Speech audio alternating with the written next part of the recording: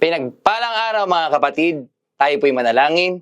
Aming Ama na sa langit, salamat po o Diyos sa iyong mga salita na alam po namin Panginoon ay patuloy na magpapabago sa aming mga buhay. We bless you Lord in the mighty name of Jesus. Amen. Kamusta po? Meron po akong tanong sa inyo mga kapatid. Ano po ang alam nyo na pinakamalayong lakbayin ng ating mga buhay? Kadalasan po, ang alam na natin ng mga malalayong lakbayin ay mga ibang bansa or mga probinsya. At kung kayo po ay nakaranas na ng mga malalayong biyahe, alam niyo po at pamilyar kayo sa aking tinatanong. Subalit po, ang isa pong kasagutan ay mas madalas, ang pinakamalayong paglalakbay ay ang 18 inches mula sa isip papunta sa puso. It's the 18 inches between the heart and the mind.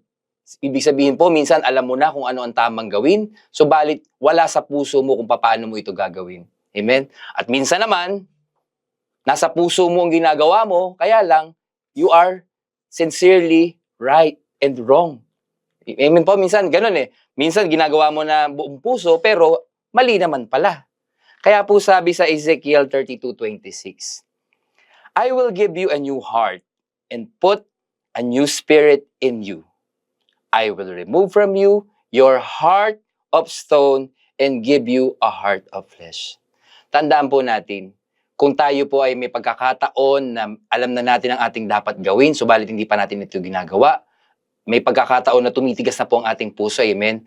Dahil alam natin na minsan nagre-rebelde tayo sa Panginoon, kaya nga nabanggit ito sa Roma sabi ni Pablo doon, alam ko ang gusto kong gawin pero hirap na hirap akong gawin ito. Nabanggit niya po yun sa Roma 7:15 hanggang 20. Babasahin ko na lang po yung part na sinabi niya na alam kong walang mabuti sa akin, ang tinutukoy ko ay ang makasalanan kong pagkatao.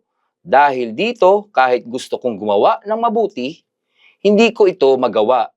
Dahil dito, ang mabubuting bagay na gusto kong gawin ay hindi ko magawa, pero ang mga bagay na kinasusulaiman kong gawin, ang siya kong ginagawa. Tandaan po natin, mga kapatid, yung 18 inches between the heart and the mind may be the longest battle, pero tandaan po natin na kasama natin ang Diyos sa lahat ng ating paglalakbay. Kailangan lamang po na tayo ay mahumawak sa Kanyang salita at patuloy na mag-dwell sa Kanyang presensya. Alam po natin na hindi tayo pababayaan ng Panginoon. Amen? Dahil sa bagong pusong binibigay niya sa atin, tayo ay mapupuno ng pag-asa at pagpapala. Salamat po. Tayo po'y manalangin. Aming Ama na sa langit, salamat o Diyos dahil Ikaw ang aming Panginoon na makapangyarihan sa lahat. Ikaw ang nagmamahal sa aming Ama at alam po namin Panginoon sa aming bawat paglalakbay ay hindi mo kami pababayaan.